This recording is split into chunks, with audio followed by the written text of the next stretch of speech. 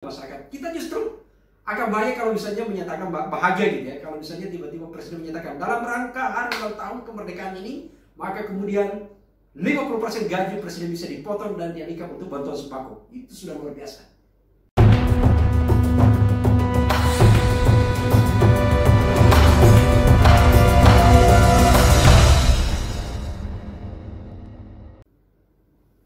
Assalamualaikum warahmatullahi wabarakatuh.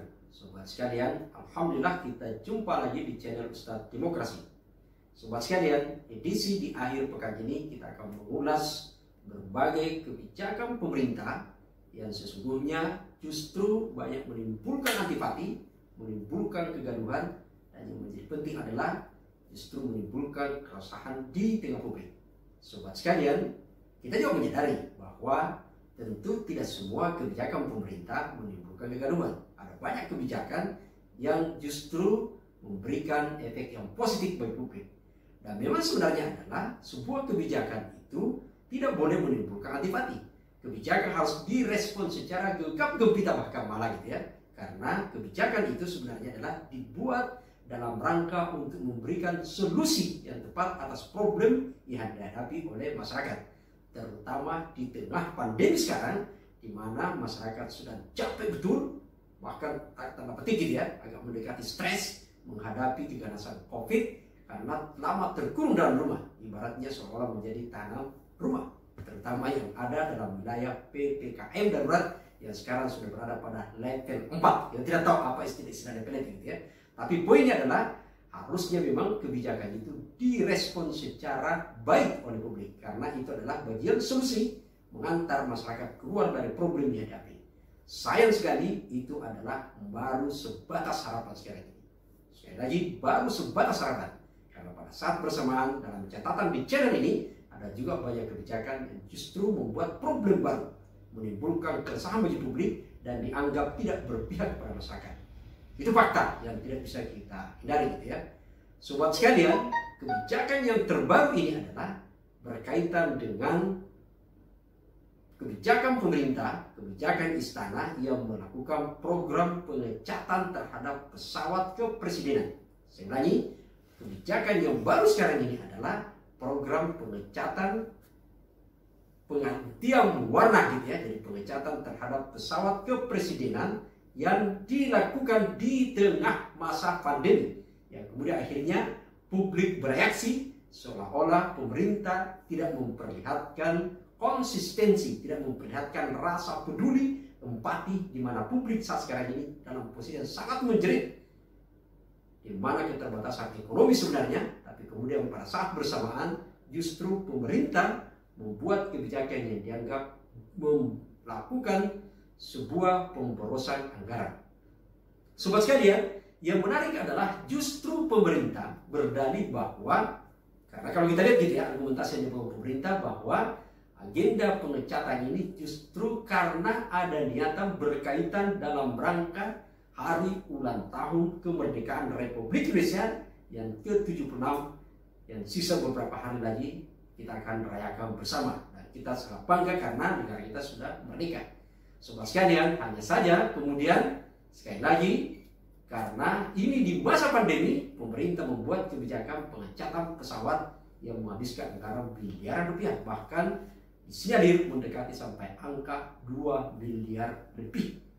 Sobat sekalian, saya kemudian menjadi teringat karena seolah-olah gitu ya, ini mudah-mudahan kisahnya tidak sama. Saya teringat ketika saya di kampung gitu ya, masih anak-anak itu, betapa sangat gegap gempita ketika mendekati musim lebaran. Karena kami tahu begitu mendekati musim lebaran, maka pasti orang tua saya akan banyak berbelanja gitu ya. Dan salah satunya adalah belanja baju lebaran. Seolah-olah lebaran itu tidak bermakna kalau tidak ada baju lebaran. Walau apakah seperti itulah pengecatan pesawat kepresidenan ini? Semoga saja tidak. Yang pasti bahwa pengecatan ini mengundang reaksi publik karena dianggap tidak tepat dilakukan di masa pandemi. Itulah yang terjadi. Hal yang lain yang menarik juga memang karena ternyata selain dilakukan dalam rangka masa pandemi, kita lihat apa reaksi yang terjadi.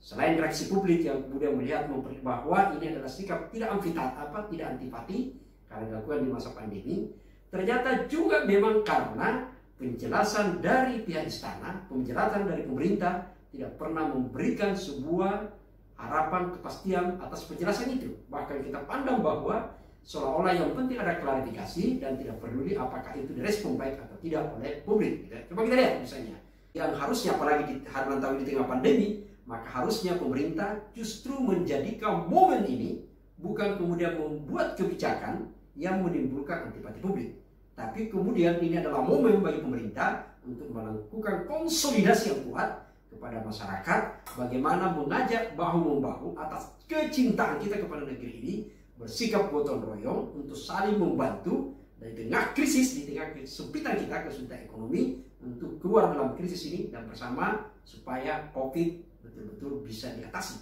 Itu saya kira jauh lebih penting ketimbang kemudian pengecatan ini. Tapi ya itulah pemerintah sekarang ini gitu ya yang kita lihat. Padahal kita tahu bahwa seperti di channel ini pernah juga kita bahas bahwa sebenarnya di tengah krisis acap kali sebenarnya sejarahnya seperti itu gitu ya, bahwa di tengah krisis sebenarnya acap kali itu melahirkan pemimpin yang hebat, pemimpin yang besar.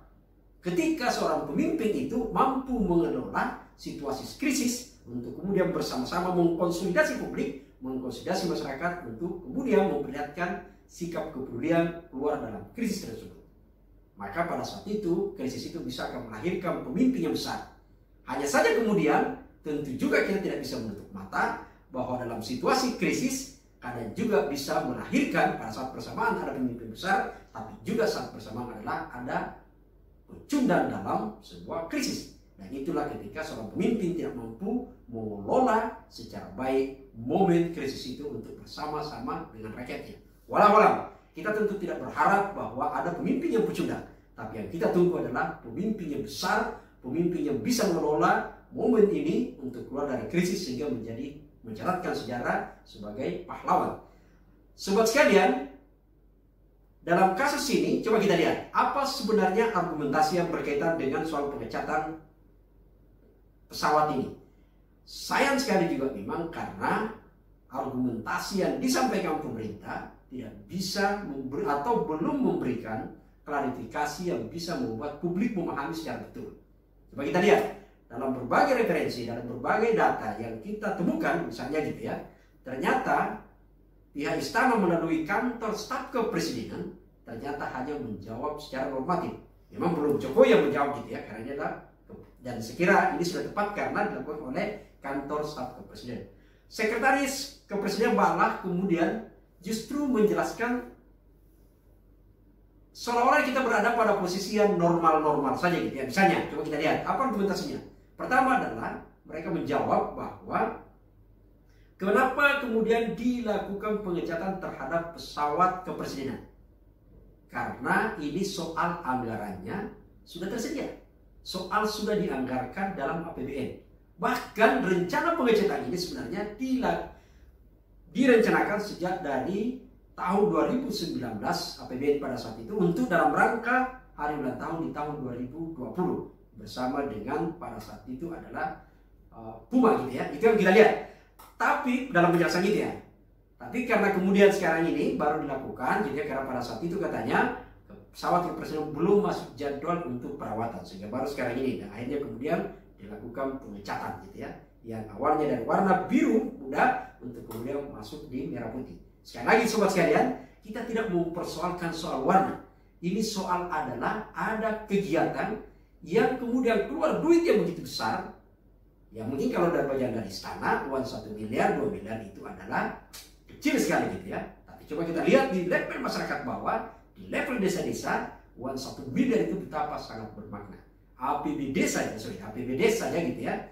Misalkan berapa ruang kelas sekolah yang sekarang ini lagi terpuruk. Ingat, kalau kita bicara priority pembangunan, maka kita berbicara pada standar pelayanan dasar, standar pelayanan publik. Dan di situ kita akan berbicara soal konsistensi amanat konstitusi. Sekarang ini sekolah kita terancam banyak sekali yang rubuh. Bahkan ribuan ruang kelas sekarang, ratusan ribu anak yang terancam nyawanya karena belajar dalam ruang kelas yang tidak memadai.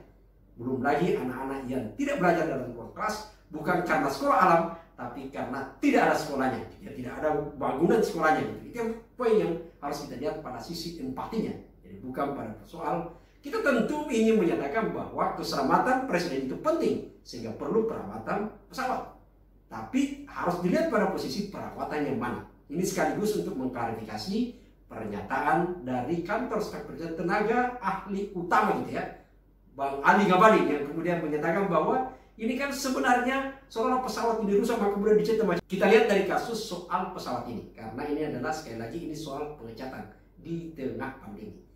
Bukan soal warna yang seperti dirisaukan oleh Pak Ali Ngabalin, bahwa ini adalah mau biru, mau merah, mau apa, bukan di situ.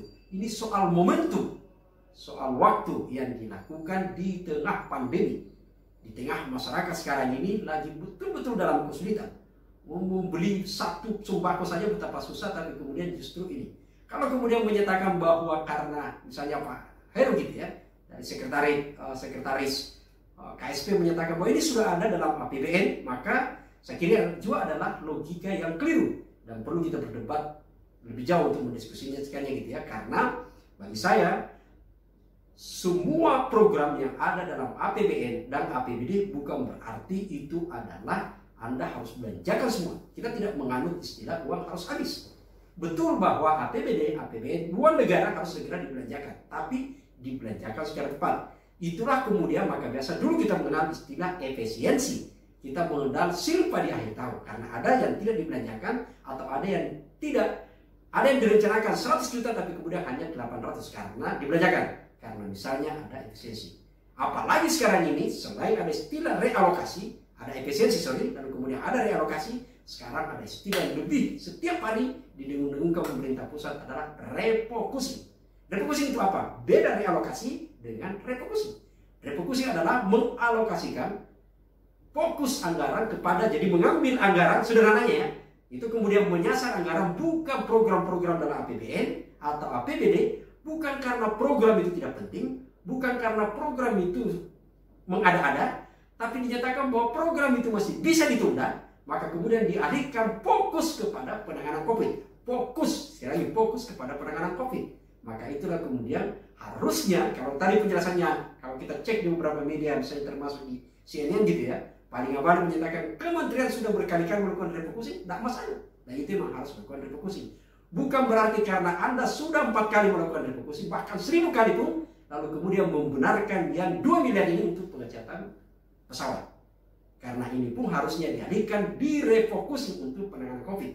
Ini yang harus kita lakukan. Kalau benar-benar terminologinya refocusing. Hanya saja juga memang sayang selama ini kita mengenal istilah refocusing itu, bahkan totalnya sudah mencapai hampir 1000-an triliun gitu ya yang direfocusing. Tapi ternyata refocusing membuat juga pusing. Karena kenapa? Ada banyak program yang kemudian tiba-tiba tertunda. Dan itu pernah sanggup berkaitan misalnya perbaikan jalanan tiba-tiba menjadi justifikasi. Mohon maaf gitu ya. Misalnya jalanan tadi, jalanan ini itu ditunda pembangunannya karena anggarannya direfocusing. Yang problem adalah ternyata juga pada saat bersamaan selain dengan kebijakan pengecatan pesawat ini, ada banyak kebijakan refocusing yang ternyata terkumpul dialihkan untuk memberikan atau distribusi kepada hal-hal yang tidak berkaitan langsung kepada penanganan COVID. Misalnya, ada berapa sih sebenarnya dana yang terserap atas nama COVID itu menjadi kemudian masuk ke BUMN, dan berapa dana yang kemudian masuk bantuan perbankan. Ini yang membuat kita kemudian akhirnya juga menjadi tanda tanya besar, betulkah refocusing itu untuk penanganan COVID atau refocusing atas nama COVID? Ini yang harus kita diskusikan lebih jauh. Tapi sekali lagi sobat sekalian, dalam berbagai kebijakan ini sekali lagi bulan tahun ini secara maksimal untuk kemudian bukan melahirkan kebijakan yang menimbulkan antipati dalam konteks berpoya-poya gitu ya, tapi memperlihatkan bagaimana juga masyarakat kita justru akan bahagia kalau misalnya menyatakan bahagia gitu ya, kalau misalnya tiba-tiba presiden menyatakan dalam rangka hari ulang tahun kemerdekaan ini, maka kemudian 50% gaji presiden bisa dipotong dan dialihkan untuk bantuan sembako. Itu sudah luar biasa. Dan itu akan kemudian menjadi tepuk tangan karena selama ini justru PNS juga kan sudah banyak dipotong gajinya gitu ya. Sudah dipotong tunjangan dan macam-macam gitu. Itu yang terjadi. Sehingga bagi kita sebenarnya adalah kalau itu kemudian ada banyak contoh dari atas, ya meskipun sekarang menjadi tanda tanya gitu ya, ketika kasus Pak Aki dia menyumbang 2 triliun dan kemudian ternyata dianggap itu berita bohong gitu. Tapi paling tidak dalam konteksnya sebenarnya adalah seandainya itu betul. Kalau tidak betul maka kita akan menyatakan bahwa harusnya sumbangan itu yang pertama kali melakukan efisiensi itu adalah berada pada level pejabat di atasnya. Itulah kemudian menjadi contoh yang baik kepada publik, karena pendidikan yang baik, contoh yang paling baik di masyarakat itu adalah karena pada datang dari level pimpinannya, termasuk dengan soal pesawat ini. Jadi kalau kita ini bahkan sebenarnya ini kan pesawat, umur pesawat ini kan sebenarnya baru. Kalau Pak Ali Ngabalin menyebut sudah 7 tahun, saya menyatakan baru 7 tahun. Dan ini kan juga jarang dipakai sebenarnya. Jadi pesawat ini adalah itu pertama kali digunakan terbang itu pada tanggal kalau tidak salah 5 Mei 2014 pada saat itu zamannya SBY. Jadi ini dibeli pada zaman Pak SBY dengan nilai 840 miliar gitu ya, yang kemudian dibeli dengan kapasitas 60-an lebih, 67 lah orang penumpang gitu ya. Yang tentu karena ini pesawat kepresidenan ya dalamnya super, wah ada berbagai fasilitas dalamnya termasuk kelas meeting, VIP dan macam-macam gitu ya. Dan kita tidak akan membahas itu. Sekali lagi adalah pesawat itu penting dan dia harus betul-betul safety, dia harus aman. Tapi dalam kondisi sekarang berkaitan dengan perubahan cat ini menjadi sikap publik menjadi tidak antipati. Toh tanpa dirubah catnya saja pesawat ini bisa terbang. Kecuali kalau kita akan menyatakan bahwa seolah-olah dengan merubah cat ini ada hal lain yang bisa diatasi. Padahal itu tidak ada.